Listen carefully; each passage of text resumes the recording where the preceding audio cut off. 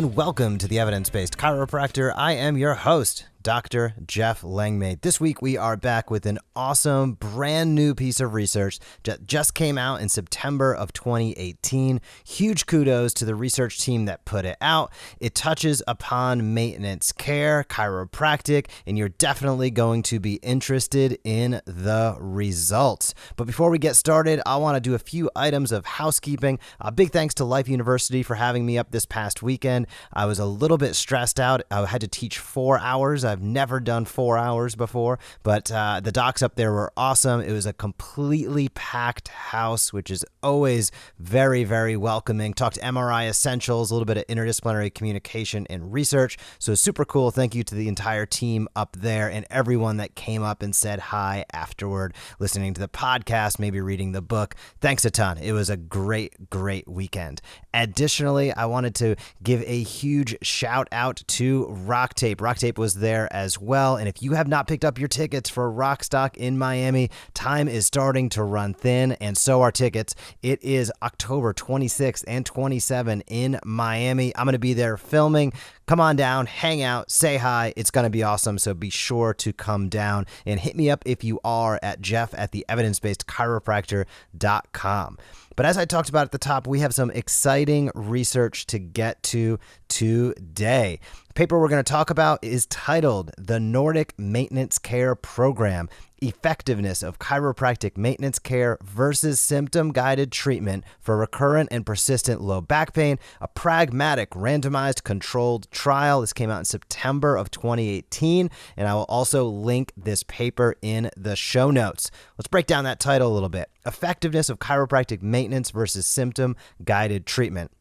So basically what they're saying there, if you have periodic chiropractic care versus only just when it hurts, basically what happens? And it's an RCT, a randomized controlled trial, which is that top tier of research that we always like to see. Additionally, the population they went after was really looking at recurrent and persistent low back pain. I'm going to call that chronic. And that is very interesting, right? Because a lot of people, also the research has historically shown, is many people don't have full remission from a bout of back pain. They might have a period of remission, but once you've had a back injury, let's say, it doesn't mean you're destined to a life of back pain, but it's more likely than not that you may have another instance in the future. So this is a really, they said the word pragmatic in the title, and I agree with them 100%. It's really exciting, and we actually fast-tracked this for all members of the Evidence Based Chiropractor. We wanted to make sure that they were aware of this research study, and certainly that they could get it out there to the people in their community as well and share some of the findings and their take on it. So we know almost 20% of people who experience low back pain will be at risk of developing a chronic pain pattern. Almost 20% of people with back pain are going to go into that persistent chronic category. So that is tens of millions of people. There is no shortage of those individuals hanging around. We also know historically chronic low back pain the treatment has been symptom guided and based upon exacerbations. Hey, primary care doctor, hey, take this medication when it hurts, and hey, go to physical therapy if it hurts. From a medical side of things, it is very, very symptom guided. And basically when there's an exacerbation, there's an intervention.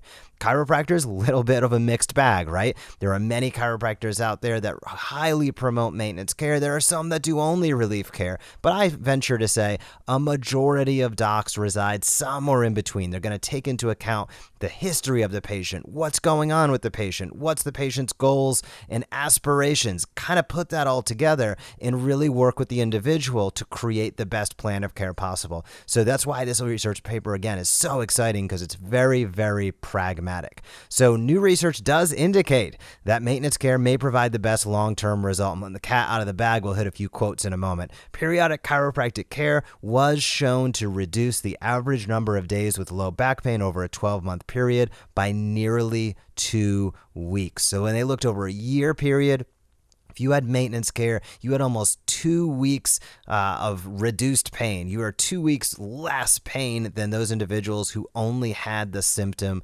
guided. So this type of care, as they say, may be best with recurrent and persistent low back pain, especially for those individuals who respond well to an initial trial course of care. Just like we talk about at the Evidence Based Chiropractor with all our members. As you start out, make sure that you're getting out there telling the other physicians, we're starting with a trial course of care. That doesn't limit you, but what it does is it shows that you're going to be reactive to what's going on. Hopefully we are, proactive, but as we treat the patient, we're going to come to understand who they are, where they're going, and how we can fine tune our care plan to make sure they're hitting all of the results that they want. True patient-centric care. So let's look through a few quotes from this paper because it's a good one. Researchers found, quote, maintenance care was more effective than symptom-guided treatment in reducing the total number of days over 52 weeks with bothersome, non-specific low back pain. That pretty much says it all, but let's dive a little deeper. They also found, quote,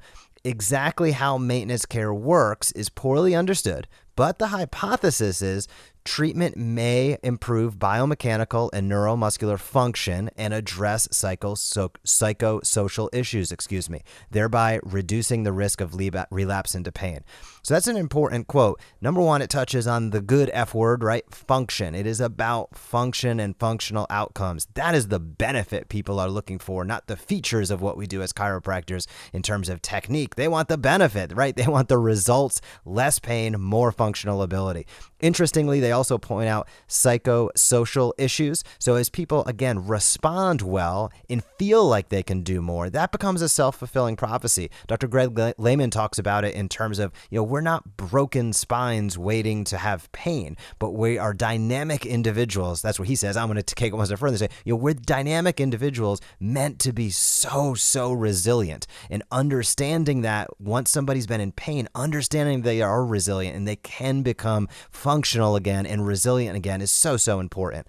Finally, the researchers found, quote, for patients with recurrent and persistent low back pain who are selected according to evidence-based criteria, maintenance care should be considered as an option for tertiary prevention. So again, just another statement supporting the fact that in individuals who have chronic, persistent low back pain, they undergo some chiropractic care, they respond extremely well. The research showcases, this is not the first paper, this is a great new one, but there was a paper a few years back that showcased the same thing, talking about how we as chiropractors are in a great position to evaluate, treat, and detect an emerging problem, thus preventing future episodes. I'm really close on that quote, if not 100% correct. So every time that we have seen in the last few years maintenance care within a chiropractic realm being examined, it seems to showcase that there are clear benefits for it. Now, of course, this research paper does touch on the fact that, hey, when you go through some maintenance care, it's going to perhaps be a few more visits to an office than if you just do the recurrent, right? Because you're keeping up with your maintenance.